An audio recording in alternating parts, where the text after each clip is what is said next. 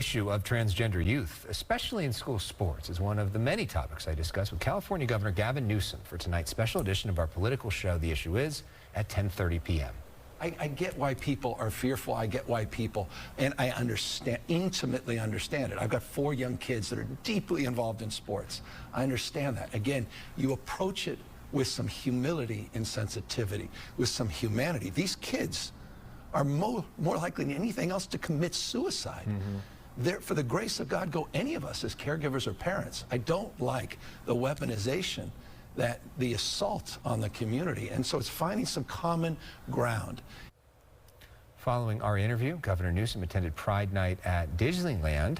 Tonight, as we told you, it is the Dodgers' turn to celebrate Pride as demonstrators gather at the stadium protesting the team's decision to honor the Sisters of Perpetual Indulgence. For more on this controversy, let's bring in Dr. Joel A. Davis Brown. He is the author of a new book about how LGBTQ plus people are serving as a model for leaders around the world.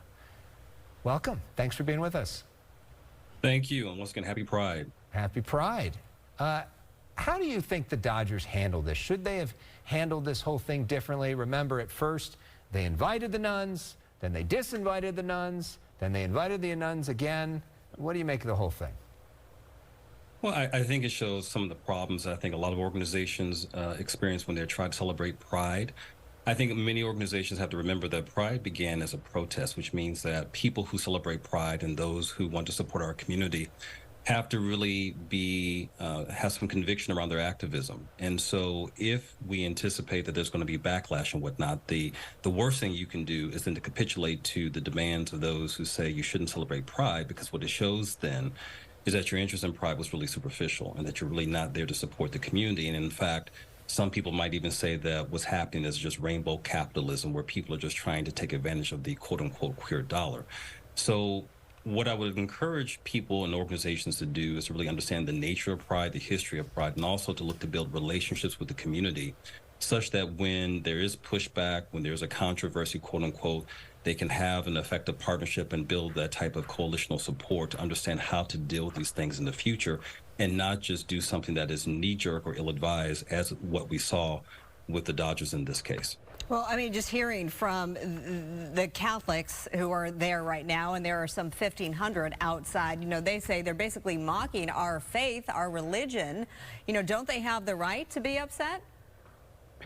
Well, I'm certainly not going to tell someone what they have the right to be upset about. It seems, you know, it's almost become another national pastime in our country. What I would say is this.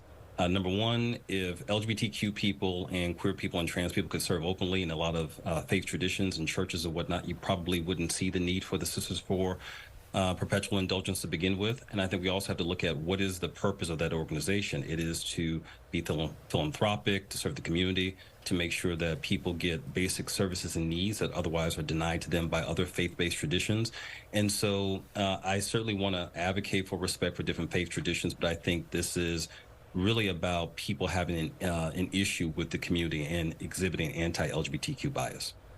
Well, you know, there's been so much backlash against Bud Light and Target because they were basically supporting LGBTQ issues, especially when it comes to the trans movement. Bud Light supported Dylan Mulvaney, and that turned out to be a real economic disaster for the company.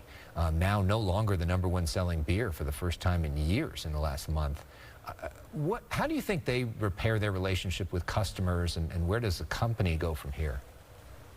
I think with any company, you have to make a choice, and it comes back to your convictions. And so why would any organization support Pride? Again, is it just a performative measure, or is it because you really want to support the community? And I think if you really are there to support the community, you have to anticipate that there will be some backlash. But I would also say in the long run, if you really think about it and you frame your campaigns properly, and if you really are work on building relationships, not just with the LGBTQ community, because this is larger than our community. This is about supporting anybody who has a progressive attitude or believes in equity, social justice, and inclusion, then I think in the long run, it pays off. I think you actually bring more people to the organization. And we've seen just by your news coverage that there are bars and clubs in West Hollywood that are supporting Anheuser-Busch and whatnot. So I think there's an opportunity to bring in more people to support the organization if you're understanding why you're doing this type of activism in the first place. And so initially, there may be backlash, but I think long term, you're going to be on the right side of history, and I think you attract more people by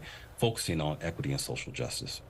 All right, well, you get very much into this in your book, so let's remind our viewers, Dr. Joel A. Davis Brown's book is The Souls of Queer Folk, How Understanding LGBTQ plus Culture Can Transform Your Leadership Practice. It is available now. Dr. Davis Brown, thank you so much for being with us tonight. All right, thank you both, and once again, happy Pride.